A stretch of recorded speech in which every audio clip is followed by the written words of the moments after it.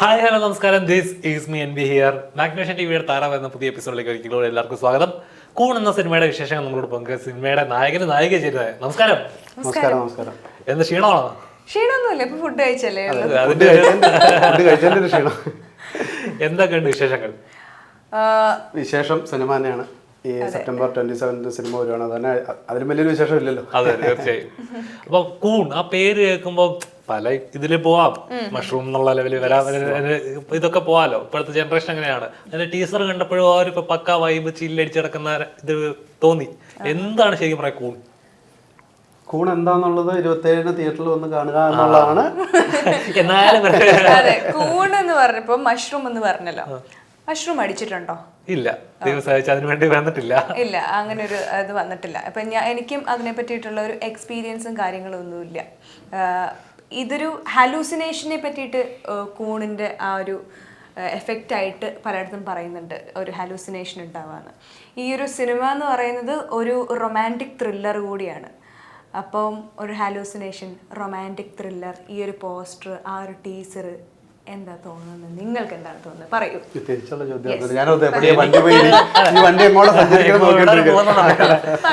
എനിക്ക് ആ ടീസർ കണ്ട് കഴിയുമ്പോ ശരിക്കും ഒരു ക്ലോസ് ആയിട്ടുള്ള ഒരു സർഫസിൽ നല്ലൊരു പ്ലേസിൽ നടക്കുന്ന ഒരു ചെറിയ ഒരുപാട് ക്യാരക്ടേഴ്സ് ഒന്നുമില്ല, ഒന്നോ രണ്ടോ കഥാപാത്രങ്ങൾ വെച്ച് നടക്കുന്ന ഒരു ഇന്റൻസീവ് ആയിട്ടുള്ള ഒരു എന്തോ ഒരു സംഭവം അവിടെ നടന്നിട്ടുണ്ട്. അത് റിലേറ്റ് ചെയ്ത് നടക്കുന്ന കുറച്ച് കാര്യങ്ങളാണെന്ന് തോന്നി. ഓക്കെ, ക്ലോസ്ഡ് ആയിട്ടുള്ള ഒരു സർഫസിൽ, ഒരു ഇരുട്ട് മൂടിയ ഒരു സർഫസിൽ, ലൈറ്റ് കുറവുള്ള ഒരു സർഫസിൽ വളരുന്ന ഒരു സാധനമാണ് കൂൺ, അല്ലേ? എന്ന് പറയാൻ പറ്റത്തില്ല. അങ്ങനെ പറയാം. ഇത് നമ്മള് ഇതിൽ നോക്കുമ്പോ ബയോളജിക്കലി നോക്കുമ്പോൾ കൂൺ എന്ന് പറയുന്നത് വളരുന്നത് അങ്ങനെയാണ്. അപ്പൊ നമ്മളുടെ സിനിമയും വളർന്നത് അത്തരം ഒരു സിറ്റുവേഷനിലാണ്. കൊറോണ സമയത്ത് ഒരുപാട് സ്ട്രഗിളിന്റെ ഇടയ്ക്ക് അധികം ആൾക്കാരൊന്നും ഇല്ലാത്ത സമയത്താണ് ഞങ്ങളുടെ ഒരു സിനിമ ഇറങ്ങുന്നത്. ആൻഡ് ഈ ഒരു കൂണിലും നമ്മൾ ആ ഒരു കൊറോണ ടൈം തന്നെ, ആ ടൈം ലൈൻ തന്നെയാണ് നമ്മുടെ സിനിമയിലും ഉള്ളത്. അപ്പൊ കോവിഡ് ഞങ്ങള് നല്ല രീതിയിൽ, മുമ്പത്തെ ഇന്റർവ്യൂ പറഞ്ഞ പോലെ കോവിഡ് ഒരുപാട് ദുഃഖങ്ങൾ സമ്മാനിച്ചു പോയൊരു സംഭവമാണ്. പക്ഷെ ഞങ്ങളെ സംബന്ധിച്ച് കോവിഡ് വന്നതുകൊണ്ടാണ് ഇങ്ങനെ ഒരു സിനിമയെ പറ്റി ചിന്തിക്കുക. കാരണം ആ സമയത്ത് മലയാള സിനിമയും ലോക സിനിമയും മൊത്തം നിന്ന് നടക്കുന്ന സമയത്ത് ആ ഒരു ടൈമിൽ ചെയ്യാൻ പറ്റുന്ന ഒരു കഥ ചിന്തിച്ച് ഒരാൾ, ഇതിൻ്റെ സ്ക്രിപ്റ്റായിട്ട് അമൽ അങ്ങനെ ചിന്തിച്ച് കൂട്ടിയതിൻ്റെ ഭാഗമാണ് നമ്മളിവിടെ വന്നിരിക്കുന്നത്. സോ നമ്മളെ സംബന്ധിച്ച് ആ കോവിഡ് സമയത്തുണ്ടായ ഒരു നല്ല കാര്യമാണ് ശരിക്കും, അതർ ആംഗിളിൽ പറയുമ്പോൾ. അതാണ് കൂൺ സിനിമ. പിന്നെ ബ്രോ പറഞ്ഞ പോലെ തന്നെ ഇതിൻ്റെ ഒരു കഥാ പരിപാടികളൊക്കെ എന്ന് വെച്ച് കഴിഞ്ഞാൽ തീർച്ചയായിട്ടും എല്ലാവർക്കും മനസ്സിലാവുന്ന തന്നെ ഒരു കഥയാണ്. പക്ഷേ നമ്മുടെ മലയാള സിനിമയിൽ നിന്ന് ഈ ഒരു വേയിൽ അധികം ഒരു സിനിമ ഉണ്ടായിട്ടില്ല. അപ്പോൾ അതുകൊണ്ട് തന്നെ ഒരു ഡിഫറെൻ്റ് ആയിട്ടുള്ള തോട്ടുകളും ഡിഫറെൻ്റ് ആയിട്ടുള്ള സിനിമകളും എല്ലാ കാലത്തും ഇവിടെ പ്രേക്ഷകർ അക്സെപ്റ്റ് ചെയ്തിട്ടുണ്ട്. അതായത് വലിയ പ്രതീക്ഷകളോ വലിയ ബഡ്ജറ്റോ ഭയങ്കരമായ പ്രൊമോഷൻസോ ഒന്നും ഇല്ലാണ്ട് വന്ന സിനിമകൾ വരെ വലിയ ഹിറ്റായിട്ടുണ്ട്. അപ്പോൾ ആ സമയത്ത് വന്ന വലിയ ബിഗ് ബഡ്ജറ്റ് സിനിമയെ ബീറ്റ് ചെയ്തിട്ട് ഹിറ്റായതെന്ന് വെച്ച് കഴിഞ്ഞാൽ അതിൻ്റെ കണ്ടൻറ് തന്നെയാണ് അതിൻ്റെ ഏറ്റവും ബിഗ്ഗസ്റ്റ് റീസൺ, അല്ലെങ്കിൽ ഒരേ ഒരു റീസൺ. അപ്പോൾ അതുകൊണ്ട് തന്നെ നമുക്ക് നമ്മളുടെ സിനിമയുടെ കണ്ടൻറ്റ് പുതിയതായിരിക്കുമെന്നും അത് പ്രേക്ഷകർക്ക് ഇഷ്ടപ്പെടുന്ന രീതിയിലായിരിക്കും എന്നുള്ള ഒരു വിശ്വാസമുണ്ട്. ബാക്കിയെല്ലാം തിയേറ്ററിൽ നിങ്ങൾ കണ്ട് തീരുമാനിക്കുക, ഞങ്ങളെ സപ്പോർട്ട് ചെയ്യുക, അത് മാത്രമേ പറയാനുള്ളൂ. തീർച്ചയായും. ഇപ്പോൾ ഇതൊരു കൊറോണ ടൈമിൽ നടത്തിയ ഷൂട്ടിംഗ് ആയിരുന്നു പറഞ്ഞു. അപ്പോൾ എന്തായാലും കുറച്ച് ക്രൂ കാണത്തുള്ളൂ, കുറച്ച് ആർട്ടിസ്റ്റ് ഉണ്ടാവുള്ളൂ. എത്രത്തോളം സ്ട്രഗിൾ ചെയ്യേണ്ടി വന്നു പ്രോജക്റ്റ്? കാരണം ഇത് ഞാൻ നോക്കുമ്പോൾ ഇത് ടീസർ മാത്രമല്ല, അത് 2 വർഷം ബാക്കാണ് കാണിക്കുന്നത്. എന്തുകൊണ്ടാണ് ഇത്രയും വൈകിയത്? എന്തുകൊണ്ടാണ്? എത്രത്തോളം സ്ട്രഗിളിംഗ് ഉണ്ടായിരുന്നു? ബ്രോ ചോദിച്ചത് വളരെ വാലിഡ് പോയിന്റാണ്. കാരണം നമ്മളുടെ സിനിമ ഇത്രയും ഡിലേ ആയതിൻ്റെ ഏറ്റവും വലിയ റീസൺ എന്താണെന്ന് വെച്ച് കഴിഞ്ഞാൽ നമ്മളിത് 2 കൊല്ലം ഇറങ്ങാൻ റെഡിയായിരുന്നു. പക്ഷെ നമുക്ക് അതിനുള്ള സാഹചര്യങ്ങൾ ഇവിടെ അനുകൂലമല്ലായിരുന്നു എന്നുള്ളതാണ്. അതായത് നമ്മളൊരു വ്യത്യസ്തമായിട്ടുള്ള സിനിമകളുമായിട്ടൊരു മീഡിയയുടെ മുമ്പിൽ ചെല്ലുമ്പോഴും അല്ലെങ്കിൽ നമ്മൾ തിയേറ്ററിൻ്റെ മുമ്പിൽ ചെല്ലുമ്പോഴും അവർ ആദ്യത്തെ ചോദിക്കുന്നത് ഹു ഇസ് ദ സ്റ്റാർ അല്ലെങ്കിൽ ഹു ഇസ് ദ ആക്ട്രസ് എന്നാണ് അവർ ചോദിക്കുന്നത്. നമ്മളെ സംബന്ധിച്ച് ഒരു അവസരം കിട്ടുക എന്നുള്ളതാണ് നമ്മളെ സംബന്ധിച്ച്. നമ്മൾക്കിപ്പോൾ ഇത് വേറെ എന്ത് രീതിയിൽ നമുക്ക് മാർക്കറ്റ് ചെയ്യാൻ പറ്റും? നമുക്കപ്പോഴും അവരോട് പറയാൻ പറ്റുന്നത് വെച്ചാൽ നമ്മുടെ കണ്ടൻറ്റ് ഒരു ഡിഫറെൻ്റ് ആണ്, നിങ്ങളത് കണ്ടു നോക്കുക, നിങ്ങൾ നിരാശപ്പെടുത്തില്ല. പക്ഷേ പല ഡോറുകളും നമ്മളിവിടെ പല ആളുകളുടെ മുമ്പിലും സമീപിച്ചപ്പോൾ അവർ ഇത് കാണാൻ കൂട്ടാക്കിയില്ല. അത് നമ്മളുടെ സൈഡിൽ നോക്കുമ്പോൾ നമ്മൾ ഇത്ര പറയുന്നത് ഇതൊന്നും നിങ്ങൾ കണ്ടു നോക്കുക, നിങ്ങൾക്ക് ഇഷ്ടമാണ്, ഞങ്ങൾ ഒരിക്കലും ഫോഴ്സ് ചെയ്ത സിനിമ ഇഷ്ടപ്പെടണമെന്നോ നിങ്ങൾ എടുക്കണമെന്നോ പറയില്ല. പക്ഷേ പിന്നീട് ഞങ്ങൾക്കൊരു കാര്യം മനസ്സിലായി, ഈ പറയുന്ന പോലെ നമ്മൾ എത്ര നല്ല കണ്ടൻ്റ് ആയിക്കോട്ടെ, എത്ര നല്ല സിനിമ ആയിക്കോട്ടെ, അതിനെ വെൽക്കം ചെയ്യുന്നൊരു ഓഡിയൻസ് എവിടെയുണ്ട്. അപ്പോൾ അങ്ങനെ ഒരു ഡിസിഷൻ്റെ പുറത്താണ് ഇപ്പോൾ നമ്മൾ റിലീസിലേക്ക് മുന്നോട്ട് ഇറങ്ങിയത്. അപ്പോൾ അത് കാണാനുള്ള അവസരം ഒരുക്കാനായിട്ട് ഇവിടെ എല്ലാ ബാനറുകളും നമുക്ക് അവസരം ഒരുക്കി തരുക. ഇപ്പോൾ എല്ലാവരും പറയുന്നത് അതിൽ സ്റ്റാർ ഇല്ലല്ലോ, ഇത് ഒരു പുതിയ ഡയറക്ടറല്ലേ, പുതിയ ആക്ട്രസ് അല്ലേ, അപ്പോൾ അത് ആരെ കാണണേ എന്ന് ചോദിച്ചു കഴിഞ്ഞാൽ നമ്മൾ തമാശന് ഇത് അവിടെ പറയാൻ പറ്റില്ല. നമ്മളിവിടെ റൂമിൽ വന്നിട്ട് പറയും ഈ സ്റ്റാർ എന്ന് പറയുന്നൊരു പ്രോസസ്സ് വെച്ചിട്ടാണ് ഈ സിനിമകൾ ഓടുന്നതെങ്കിൽ ഇവിടെയല്ല ലോകം മുഴുവനുള്ള ബിഗ് സ്റ്റാർസിൻ്റെ സിനിമകളെല്ലാം സൂപ്പർ ഹിറ്റ് ആവണല്ലോ. എത്രയോ സിനിമകൾ വാഷായിട്ടായി പോകുന്നുണ്ട്. അപ്പോൾ അൾട്ടിമേറ്റ്ലി ഒരേ റീസണുള്ളൂ, കൊടുക്കുന്ന കണ്ടൻറ്റ്. ആ കണ്ടൻറ്റ് ഇഷ്ടപ്പെടുവാണെങ്കിൽ തീർച്ചയായിട്ടും ഓഡിയൻസ് അതിനെ സപ്പോർട്ട് ചെയ്യും. പിന്നെ അതിനെ നമ്മളൊന്നും പറയണ്ട, മൗത്ത് പബ്ലിസിറ്റി എന്ന് പറയുന്ന ഒരു സാധനം, അതിന് ഒരു പൈസ മുടക്കണ്ട. കുഴപ്പമില്ലെങ്കിൽ അവർ കുഴപ്പമില്ല എന്ന് പറയും, നല്ലതാണെങ്കിൽ അവർ പറയും അളിയെ സാധനം നല്ല ഉടനെ കണ്ടുപോകുമെന്ന് പറയും, കൊള്ളില്ലെങ്കിൽ അവരും പറയും. അപ്പോൾ നമ്മൾ ഈ കൊള്ളില്ലാത്തപ്പോൾ നമ്മൾ റിയാക്ട് ചെയ്തിട്ട് കാര്യമില്ല. ഫസ്റ്റ് ഓഫ് ഓൾ നമുക്കൊരു ജഡ്ജ്മെൻറ്റ് വേണം, നമ്മൾ കൊടുത്ത സിനിമ എങ്ങനെയുള്ളതാണെന്ന്. ഒരു മോശം സിനിമ അല്ലെങ്കിൽ പ്രേക്ഷകരുടെ എക്സ്പെക്റ്റേഷൻ നമുക്ക് കീപ്പ് ചെയ്യാൻ പറ്റാണ്ടൊരു സിനിമ പരാജയപ്പെട്ടിട്ട് അത് പ്രേക്ഷകരുടെ കുറ്റമാണെന്ന് പറയുന്നതിൽ ഒരു കാര്യമില്ല. അപ്പോൾ നമ്മൾ വിജയിച്ചു കഴിഞ്ഞാൽ നമ്മളിത് ഭയങ്കര പ്ലാൻ ചെയ്തതാണെന്നും, പരാജയപ്പെട്ട് കഴിഞ്ഞാൽ അത് പ്രേക്ഷകൻ്റെ തലയിലിടുകയും അല്ല മറ്റൊരാളുടെ തലയിലിടുന്ന പ്രവണതയോട് എനിക്ക് തീർച്ചയായിട്ടും യോജിപ്പില്ല. നല്ല സിനിമ കൊടുത്താൽ അത് എത്തേണ്ട സ്ഥലങ്ങളിലെത്തും. അതൊരു പ്രകൃതിയുടെ ലോയാണ്, അതാണ് സംഭവം. സിത്താര, ഈ സിനിമയിലെ കഥാപാത്രം എനിക്കൊന്ന് കുറച്ചുകൂടെ റോ ആയിട്ടൊരു കഥാപാത്രം തോന്നുന്നു. കണ്ടിട്ട് ടീച്ചർ കണ്ടപ്പോൾ എനിക്ക് അങ്ങനെ ഫീൽ ചെയ്തു. ഇതിൽ ഹാപ്പി സർദാറിലെ കഥാപാത്രം അതൊരു സോഫ്റ്റ് അങ്ങനെ പോകുന്നതല്ല, ഇതിനകത്ത് ഭയങ്കരമായിട്ട് എക്സ്ട്രീമിൽ നിൽക്കുന്ന ഒരു കഥാപാത്രമായിട്ട് ഫീൽ ചെയ്തു. അങ്ങനെ ഒരു കഥാപാത്രമാണോ? അങ്ങനെ തന്നെ ഒരു കഥാപാത്രമാണ്. എനിക്ക് തോന്നുന്നു ഈ ഒരു ക്യാരക്ടർ ഭയങ്കര എന്നെ സംബന്ധിച്ചിടത്തോളം ചെയ്യാനായിട്ട് വലിയ ബുദ്ധിമുട്ടൊന്നുമില്ലായിരുന്നു. കാരണം എന്താ പറയുക, നമുക്ക് ഒരു ക്യാരക്ടർ മനസ്സിലായി കഴിഞ്ഞിട്ടുണ്ടെങ്കിൽ അതിനകത്ത് പ്രത്യേകിച്ച് നമ്മൾ ബുദ്ധിമുട്ടേണ്ട കാര്യമൊന്നുമില്ല.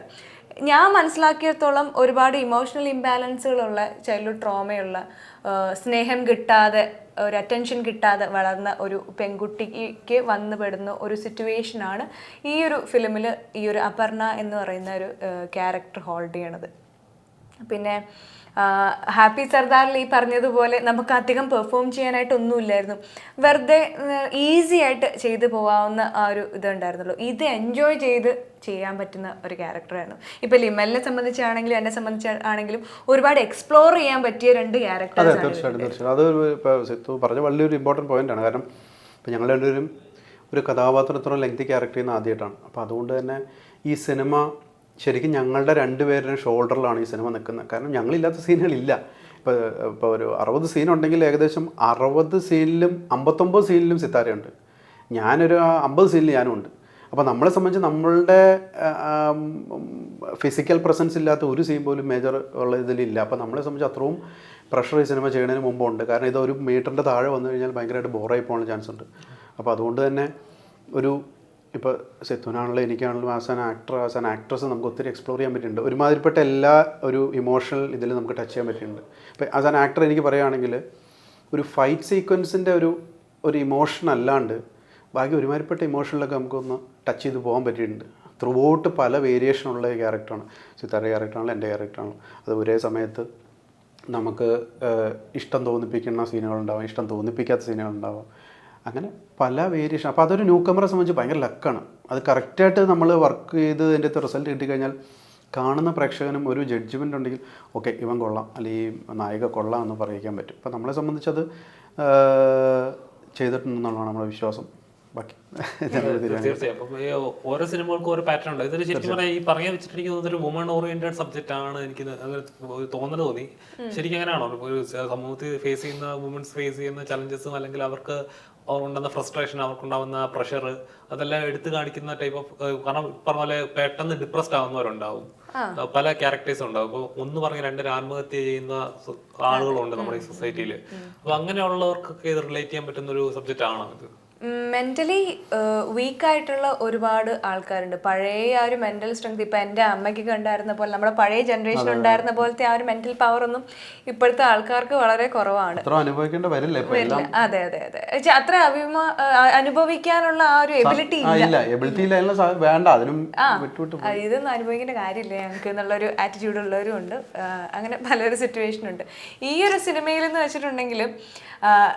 ഡീപ്ലി ഒരു ക്യാരക്ടറിനെ മനസ്സിലാക്കാനായിട്ട് ഇപ്പോൾ പ്രേക്ഷകർ അതിനുള്ള ഇനിഷ്യേറ്റീവ് എടുക്കുന്നുണ്ടെങ്കിലായിരിക്കും ഒരു പക്ഷേ എന്താണ് ഈ ക്യാരക്ടറിന് മനസ്സിലാവുള്ളൂ.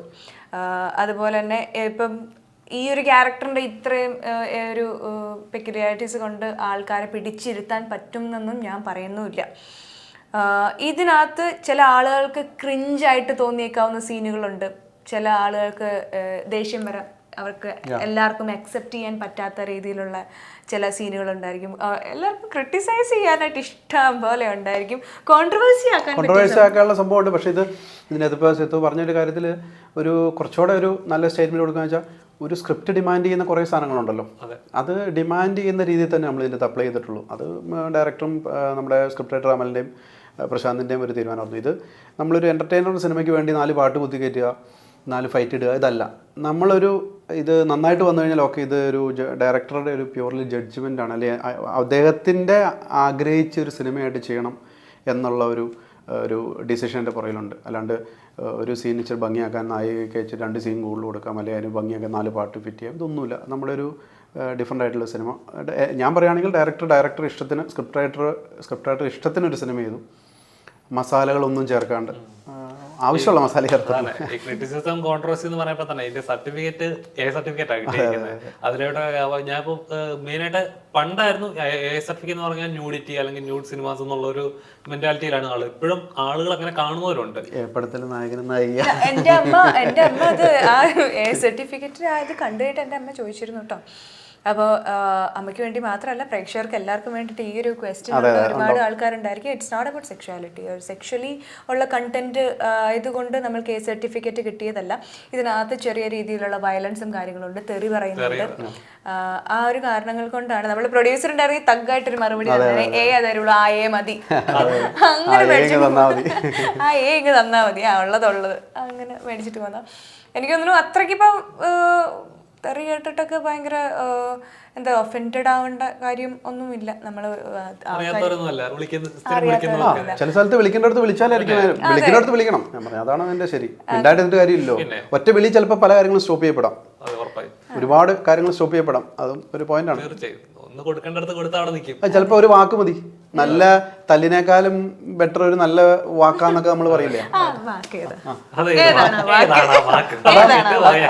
അതാ മൊമെന്റിനനുസരിച്ചുള്ള വാക്ക്. ചിലപ്പോ തെറിയായിരിക്കാം, ചിലപ്പോ പല രീതിയിലുള്ളതായിരിക്കാം, പലതുണ്ട്. അതെ.